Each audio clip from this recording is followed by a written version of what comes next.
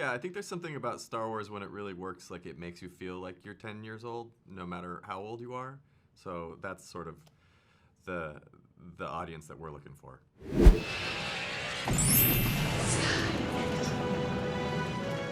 Hi guys, so good to chat with you. Thank you so much for doing this. My first question is for Chris Ford. I want to quote you from Star Wars Celebration 2022. Yes. You said, to be clear, we want to make sure that everyone gets it. Gets that it's starring 4 kids, but it's not a kids show. So my question is, what have been the challenges of making that clear to the audience as the series approaches? Because I've seen some folks still assuming that it is for kids. Yeah, I mean, I think we said that from the get-go because we got how that would potentially be slightly confusing. But, you know, when we wrote came up with the idea for the show, the main characters were kids, but we were just wanting to tell a story, and the story was full of danger and adventure because they were lost in Star Wars Galaxy. So, you know, it was something that if someone else had been making it and I heard about it, I would definitely want to watch it as a grown adult man. But I also knew that it would be something I'd be excited to watch with my kids. So, you know, our aim is we want it to be for people who don't know anything about Star Wars and just want to watch a good show because it's a great entry point. But we also want it to be for super fans like us, and we try to make it work on both levels. Yeah, I think there's something about Star Wars when it really works, like it makes you feel like you're 10 years old, no matter how old you are. So that's sort of the audience that we're looking for. Thank you so much. Hi, Tricia Barr from FANGIRLS Going Rogue podcast. Star Wars is the most iconic myth of our time. In Skeleton Crew, the idea of myth takes multiple forms. Can you talk about myth as a theme in your story? Yes, that's a great question. You start. I mean, I like to think about like Wim's story pad. And like yeah, exactly. I mean, we wanted to include that, and we didn't want we wanted to include the idea that these kids had heard of Jedi and tales of, you know, good versus evil in that kind of way. In our planet, we have fairy tales or, you know, King Arthur stories of the Knights of the Round Table, much like this Round Table. But we wanted to make sure we did it in a careful way where it didn't feel like a weird meta thing. So Wim and his friends, you know, they know about Jedi. They've read Jedi stories. They even do a pretend lightsaber fight. But we were very clear we didn't want to cross certain lines. Like when they pretend to do a lightsaber, they'd make the wrong noise because they haven't seen the movies. They've never seen a lightsaber in real life. So it was like finding ways to make it be authentic to the Star Wars galaxy. Like their toys aren't from Kenner. They're like little, more like tin toys, like a little more old-fashioned kind of pre-commercialization kind of a toy. Yeah, and it's the idea that they want to go on their own sort of mythic journey based on these stories that they've heard. But the reality is that, you know, when you find an adventure, sometimes it's a lot scarier than it is, you know, in your storybook. Yeah, there's this push and pull in mythology. Like you want to go on the adventure, but what you're trying to do is defend what was good about the home you came from. And we like that it was kind of an unanswerable question of like, what's better, like safety or adventure? You know, you need both. Hi, George from Star Wars HOLOCRON and the HoloFiles. Really nice to meet both of you.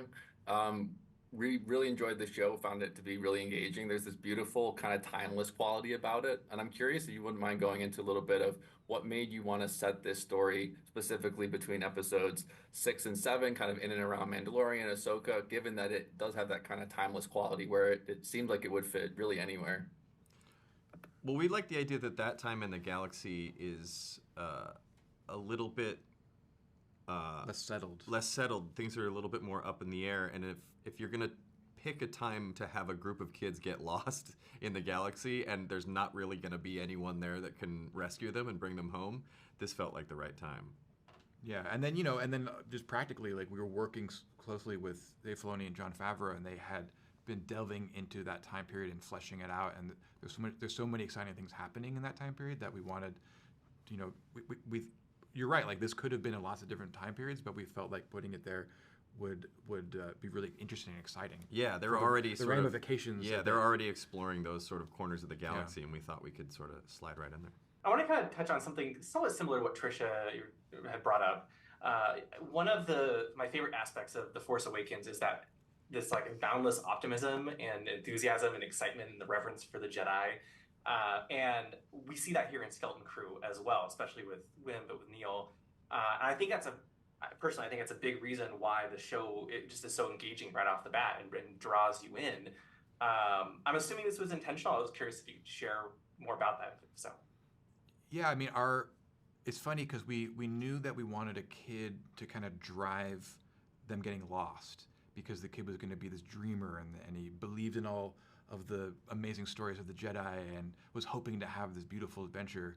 But because he was young and naive, he didn't really think through, what is an adventure? Adventure is when you're in terrible danger and it's super scary and bad, and he's accidentally roped his friends into this. So that kind of unbridled optimism is such a fun starting point, but then we challenge it, and I think as the series goes on, we show both the negative sides of it, but also how it can win out in the end and be a force that's really powerful and important. Yes, I agree. Hi again, Mike Celestino covering for Skywalking Through Neverland today. Sorry, I forgot to introduce myself last time. With tomorrow being Life Day, I want to ask you a question about the Star Wars Holiday Special. Yes. Without spoiling too much, you do have a tribute to something from in the very first episode of Skeleton Crew from the Star Wars Holiday Special. I really want to know how that came together. Was it a recreation, or did you use original footage from the 70s? we thought we would maybe be able to use footage. Yeah, we thought we might be able to use some pre-existing footage, but no, it was like way too low resolution and the wrong angles. We had to, recreate this moment from multiple angles because you see it in various parts of the scene. So we rebuilt the whole thing from scratch. We had to dig up the original designs for the costumes, which were in the Lucasfilm archive. And our costume designer actually knew that costume designer and was able to figure out who had done it. And oh my gosh, get all the original specs. We had to redo the music from scratch because there was no copy of the actual score anywhere. So we had to sort of rebuild that and reorchestrate it out. It was so much work. We didn't know what we were getting into. Yeah, it ended up being like 20 times more work than we anticipated. And our stunt coordinator is the main performer in it, and he was able to re-choreograph the routine too, because it's a very acrobatic routine. And he used to be in Cirque du Soleil as well, so that helped. Yeah, so it all came together. But it was. I will say, without saying what it is, which I think is probably pretty obvious by now, it was so much work, and it's so worth it. My favorite part. I laughed really loudly when that happened. Good. Thank you. That's what I still laugh when it comes on. Just when you start to hear that music, it just really cracks me up. I'm recognizing a lot of nods to existing Star Wars Legends lore in this show.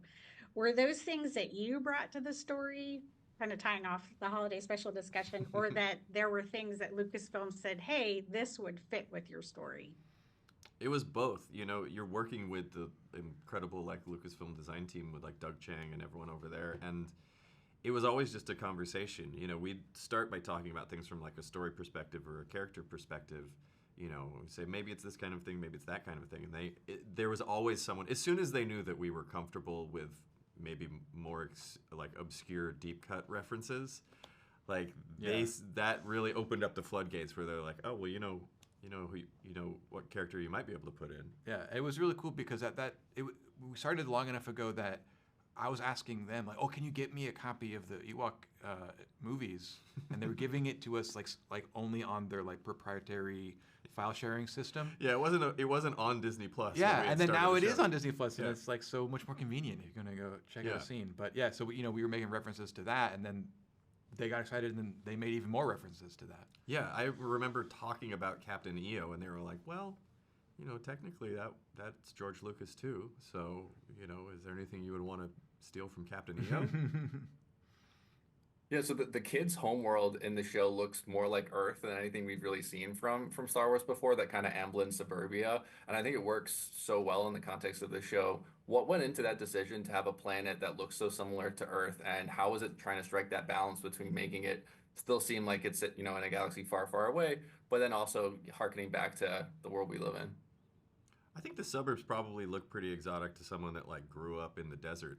So like there's different kinds of like what's earthbound versus what's not earthbound, but to us it was like it started again just like it's a story perspective. It's like we wanted to create an environment that feels safe and protected and sort of evoked that feeling of you're a kid and you don't want to do your homework and you want to run away and have an adventure. Yeah, and so much in Star Wars design is taking things from Earth and making them, referencing them so that you immediately get something. Like the thing that Doug Chiang is so good at is like something that's an instant read, and you don't need to spend a lot of time on it to understand it, and it can evoke so much. Yeah. And sometimes that comes out in strange ways where they'll repurpose the shape of something and turn it into a spaceship.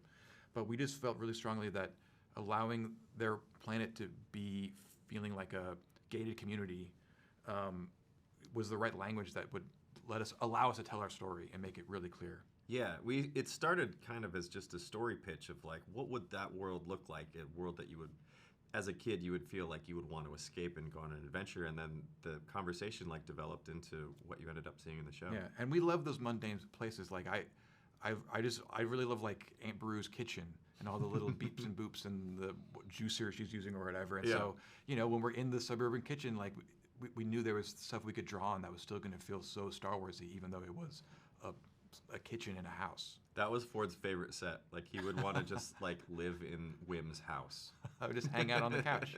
Yeah. We've seen a lot of ships in Star Wars, but the Onyx Cinder feels very unique. It almost feels like a ghost pirate ship.